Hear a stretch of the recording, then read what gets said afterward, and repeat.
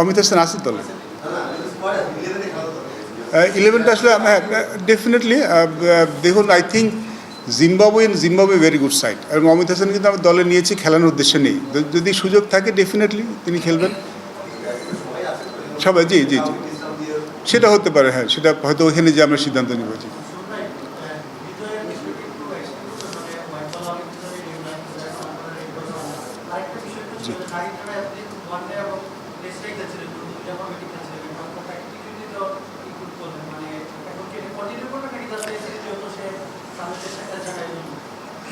Mostly সামনে টেস্টে খেলছেন এই জন্য, কারণ নাহিদানা আমার মনে হয় যে আমরা 3টা ফরম্যাটে খেলার জন্যই কেন মানে ডিফিকাল্ট, তাকে মানে ভুলে যাওয়া কিংবা তাকে না রাখাটা আসলে খুব ডিফিকাল্ট। চ্যাম্পিয়ন বোলার, তাকে যখন আমরা কোনো ফরম্যাটে রাখি না, তার পিছনে মূল কারণ থেকে তার ওয়ার্কআউট ম্যানেজমেন্টটা। আই থিঙ্ক ও যে কোনো দলেই সে চলে আসে আমরা যখন তাকে চিন্তা করি 1 ডে ফরম্যাট, 3 ফরম্যাটে তিনি আসেন। আমরা যখন তাকে কোনো ফরম্যাটে নেই না, তার পিছনে একটা বড় কারণ থেকে তার ওয়ার্কআউট ম্যানেজমেন্টটা। 5+ স্টার রেটিং প্রাপ্ত দেশের সর্বোচ্চ বিদ্যুৎ সাশ্রয়ী ওয়ালটন এসি স্মার্ট কমফোর্ট এখন নেক্সট লেভেলে।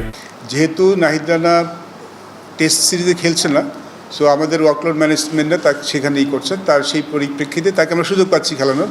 তো তিনি খেলতে আমার মনে হয় যে এমন একটা খেলার যখন বেস্ট ফর্মে থাকে, আনটিল আনলেস তার ওই ওয়ার্কলোড ম্যানেজমেন্টের ব্যাপার না থাকে, তার খেলা উচিত বলে আমি মনে করি। তৌহিদ হৃদয় সাদা বলে নিয়মিত খেলার, বাট তৌহিদ হৃদয়কে আমরা যে টাইপের ক্রিকেট খেলতে চাই, ডেফিনেট টেস্ট ম্যাচেও আপনি দেখেন রিসেন্টলি আমরা কিন্তু ডিফারেন্ট টাইপের খেলা খেলছি। আমার মনে হয় he can B a very good options. উনি আমি ওর ফার্স্ট ক্লাস খেলা দেখেছি, ফার্স্ট ক্লাসে কিন্তু তার রেকর্ড খারাপ না, এবং তিনি যখন ব্যাটিং করেন তখন তো ওই জায়গাটায় যেখানে ব্যাটিং করেন খুব ইম্প্যাক্টফুল ইনিংস খেলতে পারেন। So this is one of Bangladesh cricket, positive cricket. আশা করি আমি তার ব্যাপারে খুব কনফিডেন্ট, তিনি লাল বলের সুযোগ পেলে ভালো করবেন। জি জি,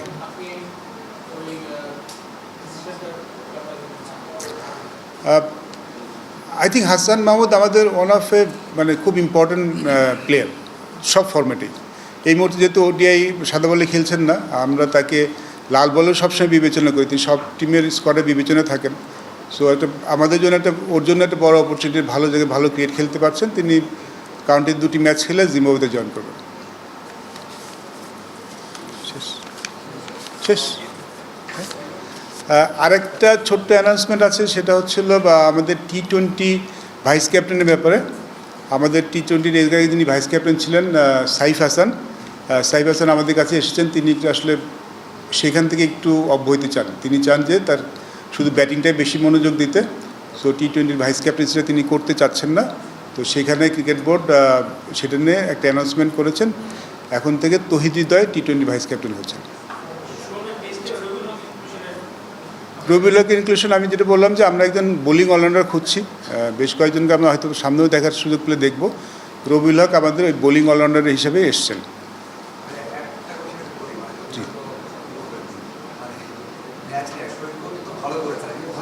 জি জি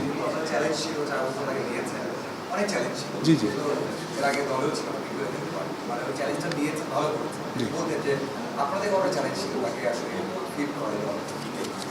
ঠিক চ্যালেঞ্জ বলবো না, সৈকতের অ্যাবিলিটি এবং কোয়ালিটির সম্বন্ধে আসলে আমরা পরিষ্কারই ছিলাম। আসলে রিসেন্টলি গত কয়েক সিজন ধরে খুব ভালো ফর্মে আছেন। দেখুন, উনি সিলেক্টেড প্লেয়ার, আমরা শুধু স্ট্যাটস দেখি না, মানে আমি পার্সোনালি আমরা স্ট্যাটস দেখি না, আমরা আসলে স্ট্যাটসের সাথে সাথে তার কোয়ালিটি স্কিলটা বেশি দেখি, মানে আমাদের চোখে যারা ভালো লাগে। তা আমরা তার ব্যাপারে কনফিডেন্ট ছিলাম, এবং যেহেতু পরীক্ষিত প্লেয়ার আগেও খেলেছেন, দলে নিলেই টু বি অনেস্ট আমি নিজে প্রত্যাশা করি তিনি প্রথম ম্যাচে এত ভালো খেলবেন, এতটা প্রত্যাশা ছিল না, বাট তার অ্যাবিলিটির সম্বন্ধে কোনো সংশয় ছিল না। সো তিনি ভালো করে, মানে আমরা চ্যালেঞ্জ দিতে সেটা বলবো না, আমাদের দলের জন্য একটা ভালো একটা অপশন তৈরি হয়েছে নাম্বার 6।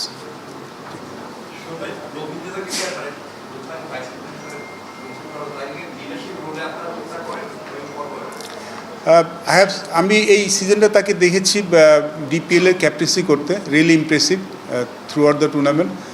অ্যাজ এ ক্যাপ্টেন হিসেবে যে রোল মডেল আমরা চাই, আই থিঙ্ক সব বক্সে তিনি টিকমার্ক দিয়েছেন আমাদের কাছে। তো দেখা যাক ভবিষ্যৎটা বলে দেবে, বাট এই মুহূর্তে বেস্ট পসিবল ভাইস ক্যাপ্টেন হিসেবে তাকে আমরা বোর্ড বিবেচনা করেছেন।